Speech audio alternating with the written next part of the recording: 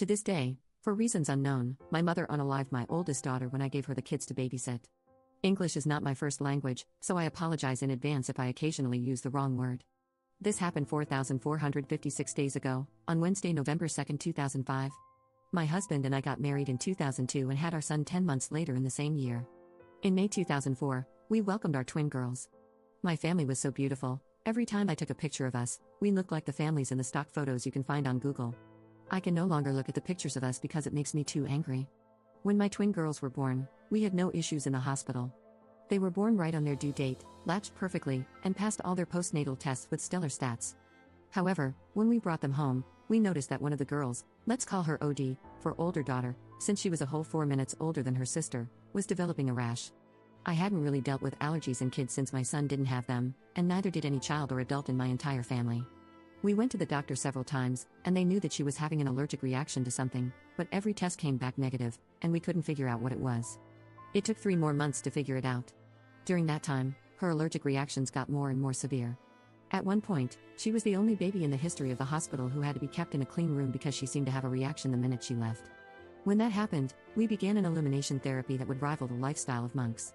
My husband and I moved our son and YD in with his parents because we needed to eliminate everything from our routine to figure out what was causing the reaction in OD. We stopped using our soap, our shampoo, our deodorants, our laundry detergents, and that was before we even got to our diet. It took us 3 more months, but we figured it out. Our OD was allergic to coconut. The doctors told us that it was a particularly rare allergen, and so it wasn't on any of the skin test panels they ran. When we found out what she was allergic to, we were so relieved, but in addition to feeling relieved, I delved into a bout of hysterical laughter. I laughed so hard I cried. You see, I come from a culture that uses coconut almost religiously. It's in our cooking, we break a coconut open at religious events, it's used in almost all sweets, it's in everything. The reason I was laughing was because of how much I hated one particular use for coconut. When I was a kid, my mother would put coconut oil in my hair all the time. It looked greasy as hell, I hated it, and once I was old enough to start doing my own hair, I never put that stuff in my hair again. We told my mother, and she laughed as well. She made jokes about how my baby must have heard me talking about my hatred for coconut oil while she was still cooking inside me and decided that she needed to hate it too. We all had a good laugh and left it at that, or so I thought. My mother and I have always had a contentious relationship at best. We got along well enough, but we vehemently disagreed on certain topics. As far as raising my kids, she was hands-off and respected all of my decisions, even if she didn't like them sometimes. The only thing she continually got on my case about was the coconut oil thing. You see, my girls have very textured and curly hair. It was a little on the rough side, and my mother always insisted that a little bit of oil would make the curls soft and more defined, but I always said no. Sure, we could have used a different type of oil, but my girls were still so young, and the allergy process had made me terrified of incorporating new things into their routine. I made sure I explained why to my mom too. She remembered what we'd gone through with OD and her allergy. She even brought me food and clothes at the hospital more than a few times. She helped me move all of my furniture and clothes out of my house when I was eliminating every possible source of allergen. She taught me how to cook from scratch when I was eliminating certain foods from the kids' diet. She knew everything about OD's struggle, and to this day, I cannot understand how she did what happened next. November 2, 2005, I was giving a midterm that day to my students, and I had to be at my research lab late that night. My husband was away at some conference, and our nanny was down with the flu. So I had my mom come to take them for the day. My son was almost 3 years old, and the girls were a year and a half old. Overnight visits with my parents weren't exactly common, but they weren't unusual either. They had always come back from these visits very happy and well taken care of, so I had no second thoughts about leaving them with my parents. They spoke to me on the phone after their lunch, and then, around 5 p.m., we video chatted. The kids were also happy and healthy. I got home around 10:30 p.m. that night and called my mom to see if the kids were up by any chance, and I could say goodnight. I missed the kids by about 20 minutes, they'd already gone to bed. So I talked to my mom for a little bit, but she's a pretty early sleeper too, so we hung up and went to bed. I woke up around 5 a.m. the next morning to go pick up my husband from the airport at 6. I picked up my husband, and neither one of us was very hungry yet, so we thought it'd be a nice treat to pick up the kids first and go to brunch with my parents. We got to my parents' house at 7:45 a.m. My parents weren't there. My son was at the neighbor's house and ran outside with the neighbor as soon as he saw his daddy and me pull up. He was hysterical and crying, and I couldn't calm him down. My blood pressure was rising because now I'm thinking that something horrible had happened to my parents. My neighbor tells me that she isn't sure what's happening, but there was an ambulance at my parents' house at 6 a.m., and my dad had run over and woken them up to see if they could watch my son for a few hours. I'm calling my parents nonstop at this point, and I'm getting frantic because I don't know what's happened. My son was still crying, but he was calmer. He still couldn't really explain to me what had happened though. I honestly don't remember the details of what happened next, but somehow we figured out that the ambulance was from a hospital nearby and we broke several driving laws trying to get there. We got to the hospital, pulled into the emergency entrance that was for ambulances only, left the car, and bolted inside. A few nurses took notice of us immediately and were asking us what was wrong. I was calmer than my husband at this point, so I explained that I didn't know, but my twin girls and my parents were here somewhere. I'll never forget the look on that nurse's face.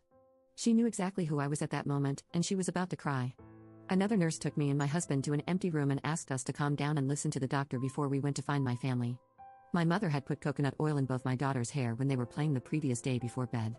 The girls loved it when my mom did their hair, so they had asked for braids, and my mom was doing their hair. She put coconut oil in both their hair because it would make for smoother braids. According to my son, OD started to get a little dizzy and itchy when my mom was doing her hair, so my mom gave her some kids' Benadryl, which made her sleepy. Since it was close to bedtime anyway, the kids then went to bed. Giving her Benadryl was something we did whenever she had a mild reaction, since it usually meant she accidentally came across some coconut from a secondary source. We also showered her from head to toe immediately to erase any lingering traces of it. My mother simply gave her some Benadryl and kept the coconut oil in her hair and put her to sleep. The Benadryl made her sleepy and unable to wake up or be conscious enough to wake up her brother or cry. She vomited in her sleep, and the rash spread all over. Her little body was swollen to twice the size. She had asphyxiated in her sleep. She went painfully and slowly in the early hours of the morning. My mother found her when she went to check on the kids in the morning around 7 a.m. She was already gone by then. My mother screamed, called for my dad, and that's when they went to the hospital. My dad hadn't known about the coconut oil until my mom explained, and to this day, I've never seen my father so angry.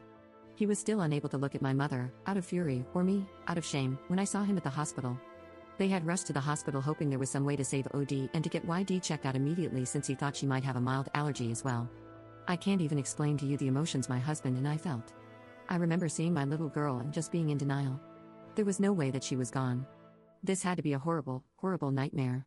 The following days, the funeral, and explaining to my other kids what had happened are events I still can't talk about because it just breaks a part of me.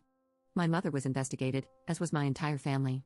I almost lost my kids to my country's version of CPS once because they thought my kids were in danger. My husband and I had to fight tooth and nail to show that uprooting them during this time would be the worst thing for them at the moment. My mother was never arrested. My father did leave her, though they're not officially divorced. The majority of my mother's family refused to speak to her, and the few that do speak to her only do so on a limited basis. She currently lives on her own in a small town, and every couple of months, I'll get a call from her telling me how sorry she is and how she just wasn't thinking, and can I please find a way to forgive her, but the only thing I can find to ever say to her is, you can come see me when you bring my daughter with you. It's been 13 years. Our son just got his license this year, and YD is going to start high school soon. Both of them are healthy, and they're turning into amazing adults, but neither one has been the same since OD passed. YD used to be so bubbly and such a talkative little child, but she's quiet now. When she does speak, it takes some effort to hear her because she's so quiet. She told me a few years ago that she knows she was only a baby when it happened, but she feels incomplete all the time, like a part of her is missing. I didn't know what to say to her. If it weren't for my husband, I don't think I could have ever recovered from the loss of my daughter. We have all helped each other throughout the loss. It's taken over a decade of therapy to even get to this point. I don't know what I expect to get out of typing all of this out, but I've seen how much comfort this subreddit brings other posters, so hopefully, I find some of the same peace.